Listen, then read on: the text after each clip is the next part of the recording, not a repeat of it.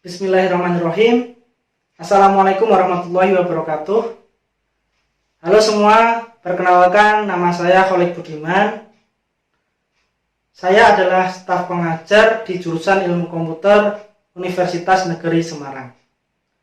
Pada kesempatan kali ini, saya akan memberikan video pengantar mata kuliah Interaksi Manusia dan Komputer.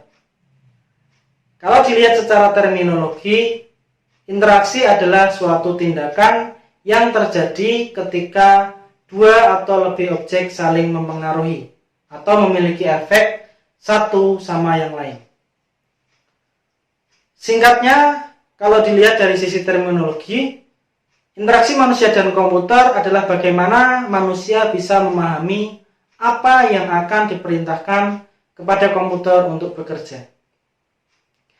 Komputer sendiri merupakan benda elektronik yang memiliki metode input, proses, dan output, di mana hasil output dari komputer berupa informasi, baik itu berupa gambar, teks, suara, ataupun audio. Sedangkan komputer memiliki sistem. Dengan adanya sistem ini, metode input, proses, dan output bisa bekerja. Komponen utama penggerak sistem adalah adanya perangkat keras atau yang biasa kita sebut dengan hardware, kemudian perangkat lunak atau software, dan yang terakhir adalah brainware atau manusianya. Tanpa adanya ketiga komponen tersebut, komputer tidak bisa bekerja. Duh, kok begitu? Bukankah komputer sekarang sudah canggih? Sudah ada artificial intelligence, sudah ada artificial neural network yang bisa membuat komputer bekerja sendiri. Kita coba flashback kembali. Apakah kira-kira artificial intelligence itu tanpa adanya seorang programmer yang memprogram AI, dia akan bekerja secara semestinya? Tidak bisa begitu, bukan?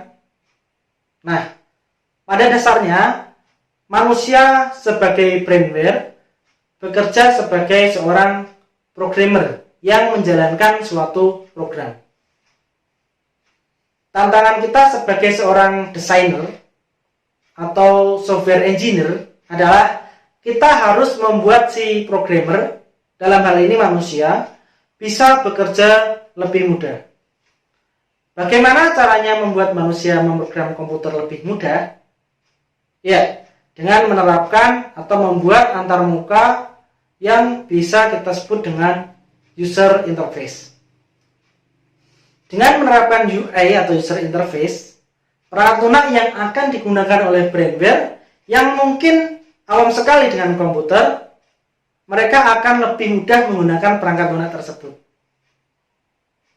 Di mata kuliah ini kita akan bahas mengenai UI, kemudian user experience atau UX yang akan berpengaruh positif pada usability perangkat lunak. Oke, untuk roadmap mata kuliah minggu pertama sampai dengan tengah semester akan banyak kita bahas mengenai user interface.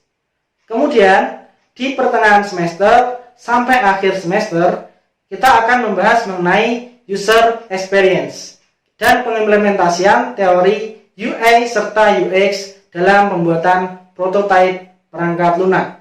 Oke, untuk sementara ini kita cukupkan pengantar mata kuliah ini. Kita lanjutkan di video berikutnya mengenai faktor-faktor yang mempengaruhi pengembangan perangkat lunak. Saya cukupkan sampai di sini. Billahi taufik wal hidayah. Wassalamualaikum warahmatullahi wabarakatuh.